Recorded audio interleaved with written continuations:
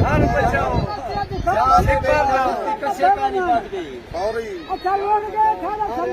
माल सारे रखो के माल सारा रखो का मीट खड़े निनामे ते जरा पुदीना खड़े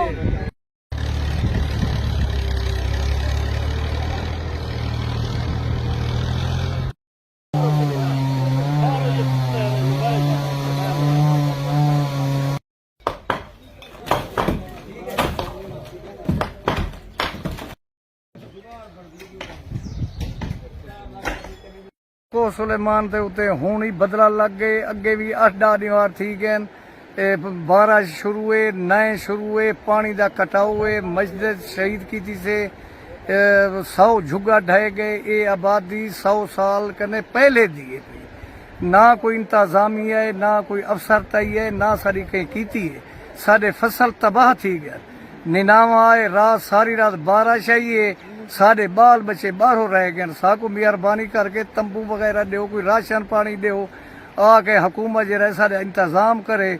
असा बाहरों बैठे हैं थे, रोडे के उत्ते पे हैं थे, ना कोई इंतजामी है ना कोई है।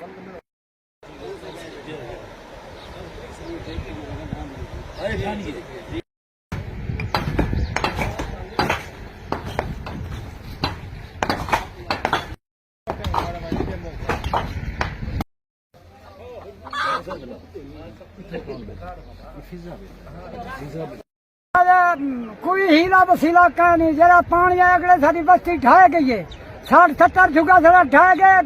कोई 50-60 बच्चा खड़े। कोई सारे को इंतजामिया, कोई बंदा सारे को कह नहीं आया। ना सारे को कोई तंबू कशे मिले, ना सारे बाहर रोडों से बैठन जनाब। बाकी साकू कई शादी लोड़ का नहीं। साकू सिपर दिता वने, सारा सिपर बचा वने। सारे ये हीला वसीला सारा सवाल अल्लाह की जात दिया, कोई कह नहीं जनाब।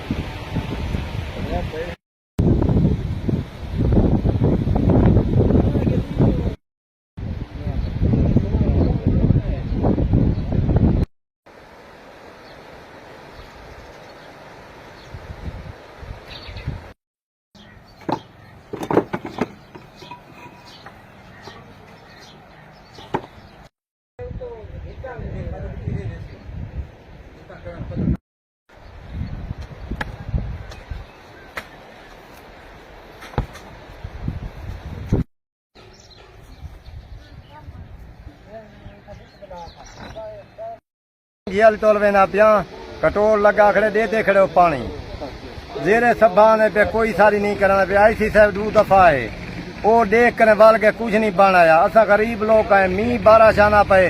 सारा देखो माल जरा ना बाहरों खड़े थिया पाले तो साकू इतना कहीं नहीं किया जो जरा कोई तंबू दो जो माल का आसरा करूं। बाल सारे मजदूरी 500-600 रुपया करें। दसो कितना निवारे 12 मी ते खड़े सारे बाल भूख कर मरदन। अट्टा देखो वंजन घिन तक जरा अट्टे कोई नहीं देना। इतना कोई इतना इंतजाम कहीं नहीं किया जो गरीब शो लुटते पैना हो तो इन्हें ख्याल करो। देखो अच्छा पाकिस्तान से बसते हैं, सब गैर ही कह नहीं थे बसते। अच्छा बादशाह तकरीबन दसो जरा ने यो करने वाला था लुटते पे कोई नहीं सही थी ना। हुकूमत प्यू माए वो नहीं कर सकती। अच्छा असा जो हुकूमत प्यू माए सारी नहीं कर सकती पिया कौन सुन दे।